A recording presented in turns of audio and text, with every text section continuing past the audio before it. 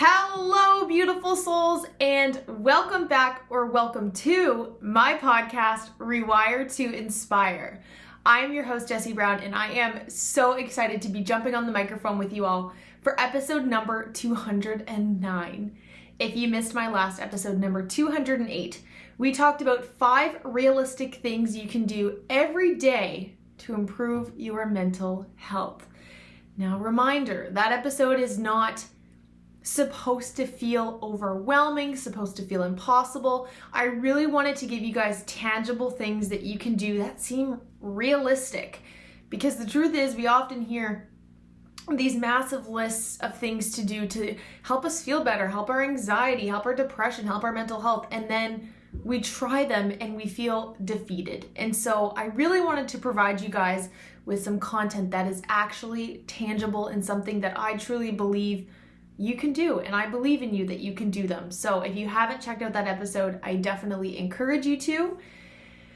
Today's episode, we are going to be talking all about anxiety, and my goal for you by the end of this episode, I hope, is that I can help you build a better relationship with anxiety and learn to appreciate it. And I know you're probably sitting there going like, girl, my anxiety is not my best friend. It keeps me up at night. It keeps me from being present. It makes me spiral. It makes me feel overwhelmed. It leads to depressive episodes. It leads to me, just feeling like I don't have a good relationship with myself.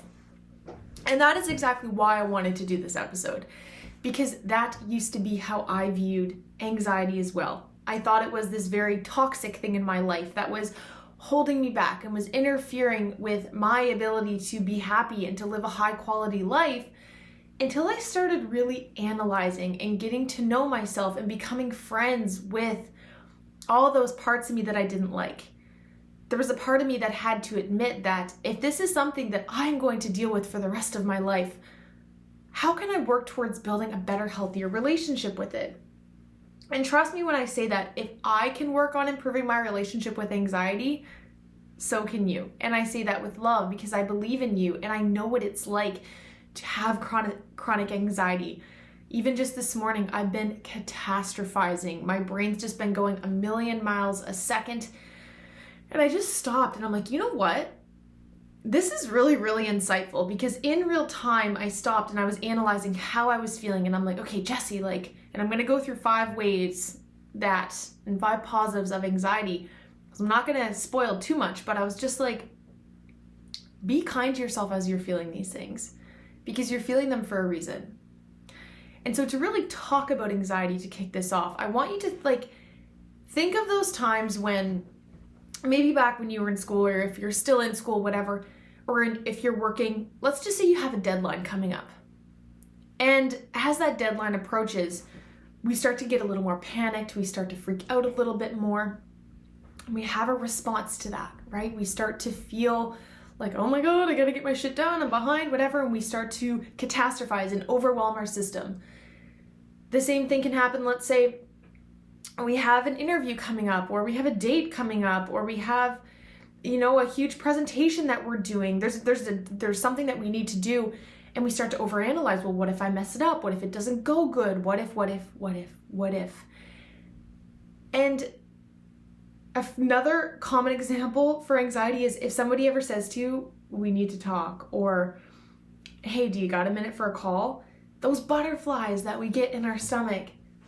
All of those things and all of those responses is anxiety.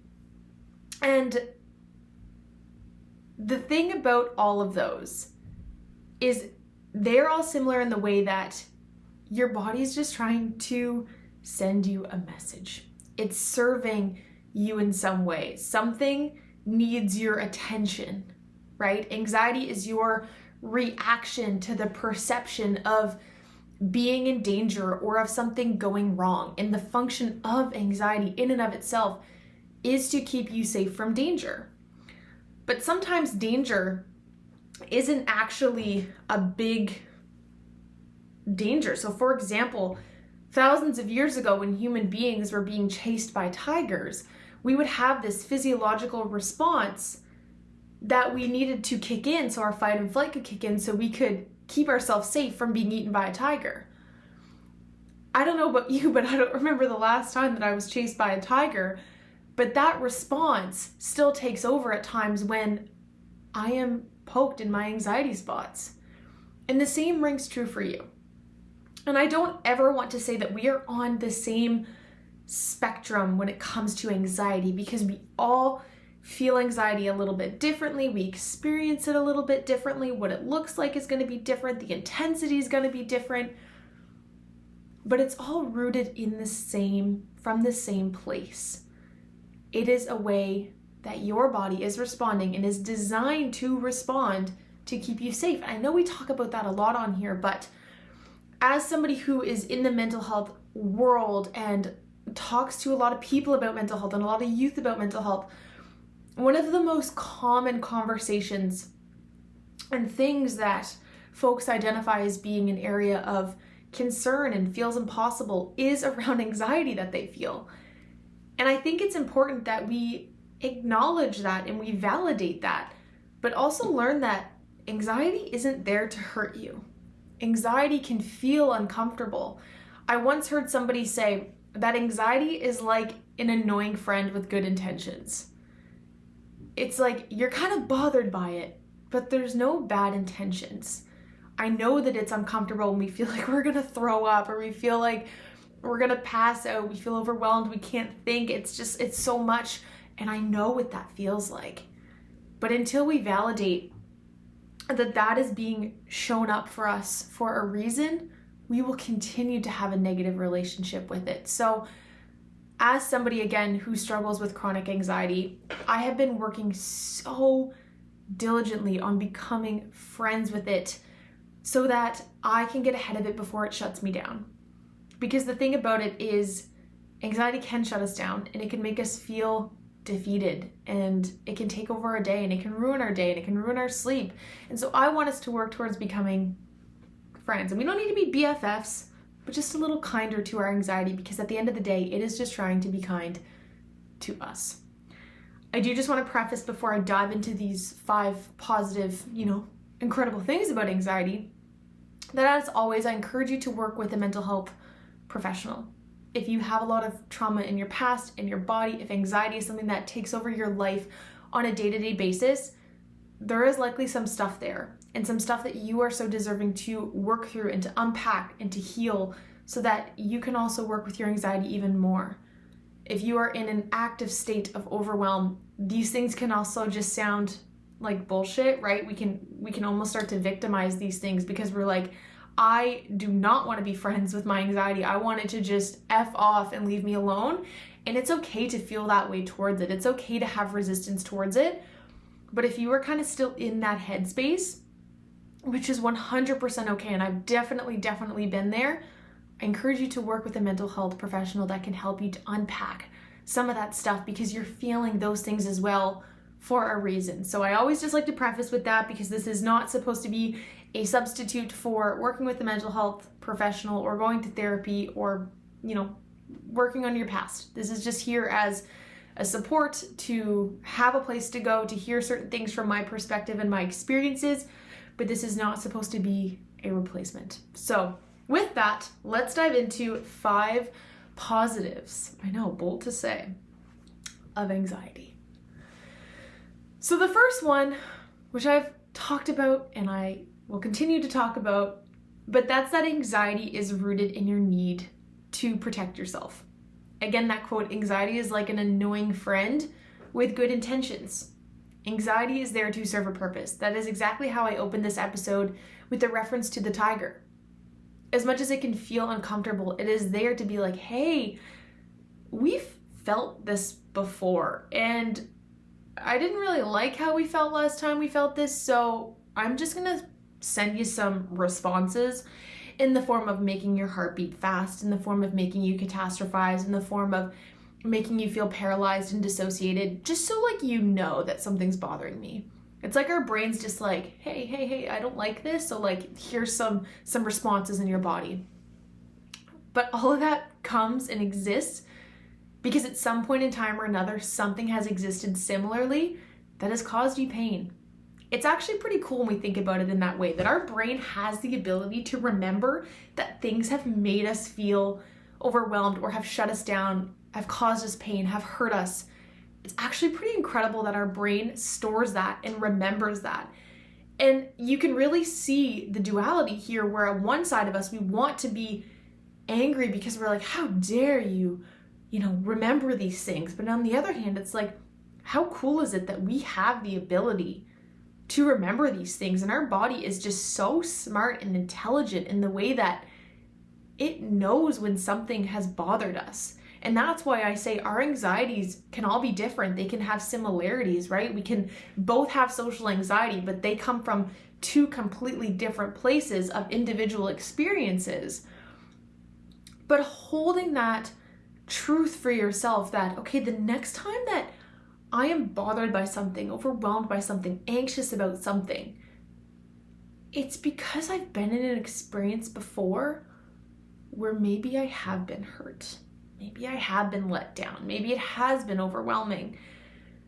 I had an experience when I was out and about on Saturday where I noticed anxiety taking over my body. And whenever I'm around people and I feel anxious, I kind of go almost numb and I shut down and I have a hard time being present, and I probably get super freaking awkward.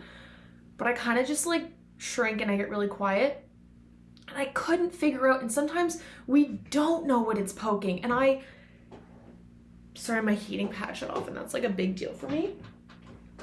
I couldn't figure out why I was so bothered. And sometimes we can be detectives and we can be curious, yet we don't always know exactly what's poked. But knowing that there is something in you that recognized some kind of, I'm going to use the word threat. And again, it doesn't actually mean there's a threat. It could be an association similarly to a threat. So for example, I've shared this example before. I would have clients in the past that would just be absolutely terrified of men in general. Extremely valid, seeing as they had been horrendously abused by a man, or in some cases multiple men. But they would label all men as bad because their brain just associated man equals bad, equals danger, equals I'm gonna get hurt. And so obviously that would take a lot of work and love and validating and a little bit of exposure to let their brain know, hey, I know that these men have posed you harm, and nothing about that do I want to disvalidate. But if we live our whole life thinking all men are bad, we could be really affecting our quality of life. And again, I say all this with so much love, and I'm so aware of all the, trickle effects and all the things around that. But think about our life when we start to view all women as bad. At some point in my life, I used to think all women want to see me lose. All women do not have my best interest at heart. And it's that's not true. But when we hold those big narratives and truths for ourselves, it stops us from allowing ourselves the opportunity to change those thoughts, to speak to incredible women, and to see and gain evidence that that's not true. And that's something that I've largely been working on. I'm 25, I'm this is the year where I work on that for myself, because I'm think of how much I am detrimentally affecting my quality of life by just having these big, bold assumptions that are honestly bullshit. But I have to validate that that is rooted in something, in a need to protect myself. So that is the first positive of anxiety, is that it's got your back. It's there for you. It is on your side, my friend. As much as sometimes we want to punch our anxiety in the face, it's it is there to keep you safe because it loves you, and it is your anxiety from within. You have built that. Whatever it is you're feeling, our experiences and our thoughts and our beliefs have formed that anxiety. And so we need to also validate, you made that. We need to love on it and let it know, hey, it's okay, and we're working on that. All right. Number 2, the second positive. Sorry, I'm fidgeting a lot, and if you're watching video, I got this old vintage shirt, and I did not realize upon buying it that it had shoulder pads, which I can cut out, but I'm this is kind of a vibe. I kind of like this. But as I'm recording, I'm like, do I hate these? And so I just think it's kind of funny if you're watching video. I promise you I'm not that buff. My shoulders are not that big. There's shoulder pads in there, which like, can we just talk about for a second that like 20, 30 years ago, women were walking around with these big shoulder pads, and I'm like, why did that go away? We looked badass, just saying. So bring back shoulder pads. That's just my thought. Okay, number 2. Anxiety helps you notice small details and enhances your attention to detail. I don't know about you, but as somebody who has chronic anxiety, I notice as soon as there's any little change in anything. If somebody breathes differently, if somebody's tonality of voice changes, if there is a sound in the distance, I notice it. But that also means that I notice when things are out of place in my home, which allows me to be critical of it. I notice when there's typos in my stuff a lot of the time because I'm very hypercritical. I notice when my work is not complete because I'm very self-aware. And so as much as sometimes it's like, frig you to your brain for noticing every small little thing, it's also positive in the way that it makes you very aware of details, which in a way is kind of cool and kind of a positive thing. And I know with all of these, there's a flip side of the coin that is like, well, this sucks about my life and this is overwhelming and this is taken over and whatever. This episode is designed to look at the positive side of it. What greatness has it brought out in you? What greatness has it brought out in your life? So many people tell me, you're so organized, you have it all together, you're whatever. And I'm like, thank you, that's my anxiety. But we don't talk about that side of it. We just think somebody has it all together or somebody's so organized or OCD or whatever. And it's like, thank you, that's from my trauma. And we don't talk about that side of it. But that truly is a positive of it. I remember I would get complimented all the time at my old workplace that I had just recently left, because they would tell me all the time, Jessie always gets things done. She's the type of person that doesn't miss anything. She never misses a deadline. She's actually ahead on things. She has such good attention to detail. And it's like compliment, compliment, compliment, thank you, thank you, thank you. But also, do you know where that comes from? That comes from me being terrified that I'm going to get in trouble. That comes from me being so anxious that I'm going to let someone down that I will work until midnight until I get it done. That comes from having a fear of being yelled at or rejected or letting somebody down, that I will do anything to get it done. And again, I'm laughing because it's like, I've learned to just realize these things about myself. And it's very empowering. Sorry, I'm just flipping my page here. I know that that's, whenever I listen back to my podcast, I'm like, girl, you need to find a new way to do that because that's loud. But it's ironic because nobody talks about that side of it of like, thank you. Like that is stemmed from my childhood. That is stemmed from an abusive relationship. That is stemmed from my need to be perfect all the time because I don't want to let anybody down and I just want to be perceived in this way. We don't talk like that. But I want to talk about the fact that that is kind of a positive, at least I have found, validation in. That I'm like, I went through all these things, and in a lot of ways, I don't forget about how they affected me. But at the same time, I allow myself to just be like, we did have some great things that come out of that.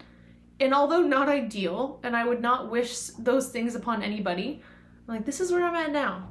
And how can I work with myself instead of against myself to validate these things and thank myself for these responses? While also checking in with myself to be like, okay, am I working too hard in the way that I'm hurting myself and my mental well-being? Am I, too afraid of letting people down to the point that I'm letting myself down? Am I hurting myself? And so it is also important to question some of our behaviors to make sure we're looking after ourselves. But there is a lot of positives to being very critical and having a strong attention to detail. Number 3, anxiety directs you to whatever needs your attention. So it can be healthy to temporarily distract yourself from anxiety to gain different perspective, right? It's okay if we take time to just like zone out, to color, to watch TV, to fold laundry, whatever, to allow us to gain perspective about what it is that we're anxious about. But a thought or a situation that causes anxiety repeatedly, your mind and body are likely trying to tell you that there is something needing to be addressed, right? So when we have anxiety over and over and over again about the same thing, there's likely something that needs your attention. There is something that is not sitting right with you. There's something in your brain sending off a constant alarm like, hey, like, no, and it's gonna keep telling you. And the thing about anxiety is when it's trying to tell you something and you're constantly exposed to it, or you don't do anything about it, or it hasn't been validated, it gets louder and louder and louder. And as I was writing that one down, the biggest thing that surfaced for me was my last job in Alberta. As much as I loved that job, I loved it until it started to affect who I was as a person. And I would start to show up to work, and by show up I mean my home office because I was working from home, extremely in an overwhelmed state, nowhere near in my window of tolerance, severe anxiety, severe overwhelm, burnt out.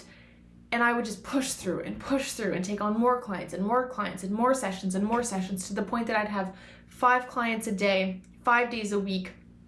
You know, that's 25 hours a week spent on one-on-one deep counseling. And I definitely took it so much deeper than was in the scope of my role because I just cared so much about these people. And I was neglecting myself until it got to a point where my body's like, we need you to validate and give me attention. And so my anxiety got louder and louder and louder until it led me to having a full-blown breakdown. I remember spending 3 days in bed, could not get myself out of bed, could not get myself to eat. I was severely dissociated. I was overwhelmed. I wasn't happy. I was at a point in my life where I was just like, I don't know what to do anymore. I'm so done. But looking back now in hindsight, my anxiety was screaming at me because it needed my attention. It needed me to validate that what I was experiencing wasn't sustainable, and it was hurting me and it was impacting me. And until I was able to see that and to make those changes, it just kept poking at me until I gave it the attention it deserved. So where in your life do you maybe feel repetitive anxiety? I've definitely felt this before in past relationships. Anxiety was super loud, and until I did something about it, guess what?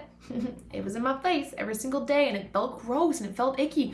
But what if it's there because it's like, you need to make a change outside of you? I'm sending you, and by you, I mean your anxiety talking, is sending you all these messages internally to be like, this needs to be addressed.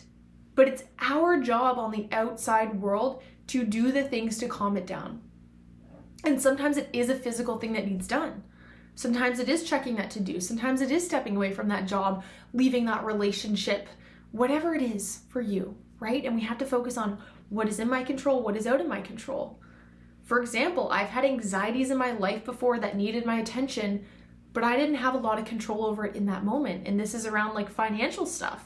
I had got myself into a decent amount of debt, and that was on my mind every single day.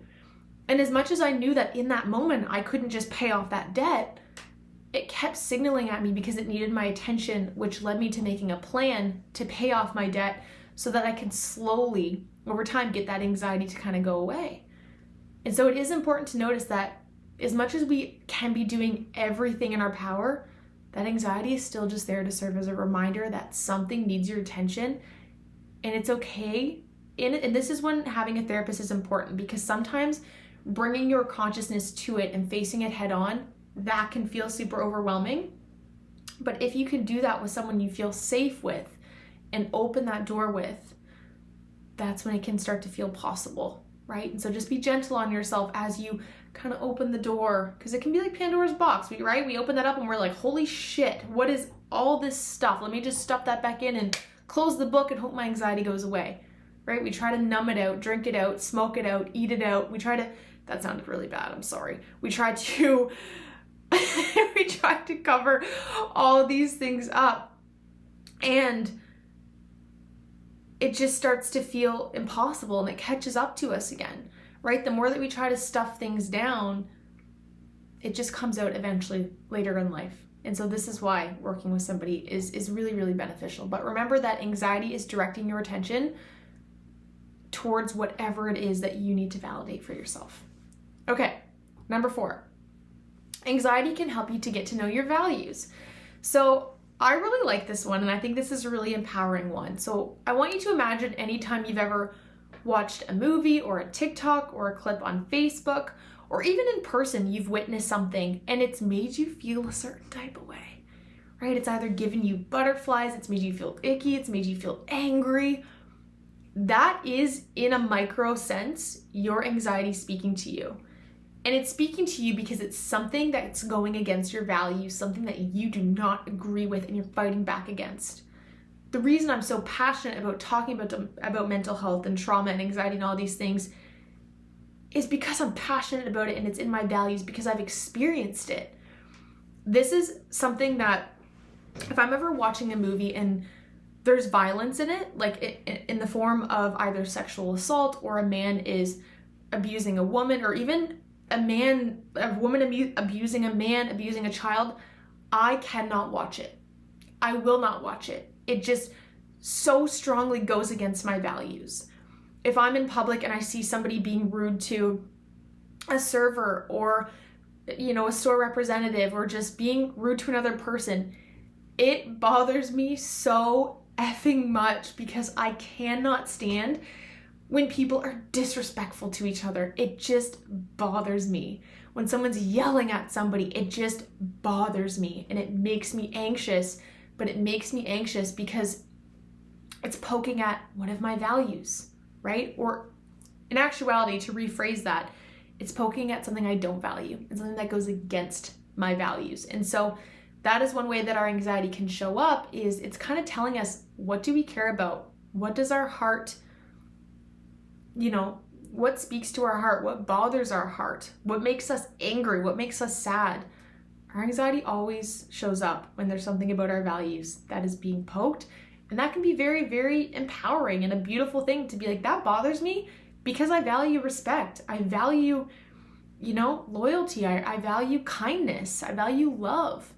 And that's a really cool thing.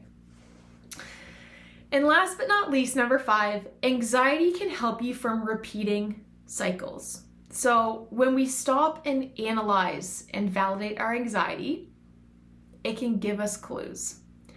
Anxiety recognizes past incidences, and when we validate what it's trying to communicate, it can help us avoid repeating cycles, which helps us to grow our worth. It helps us to build a relationship with ourselves. It helps us to validate our past. So the thing about anxiety, like I said, is it's stored in our body, and it is like an infinity cycle that continues to perpetuate, continues to grow.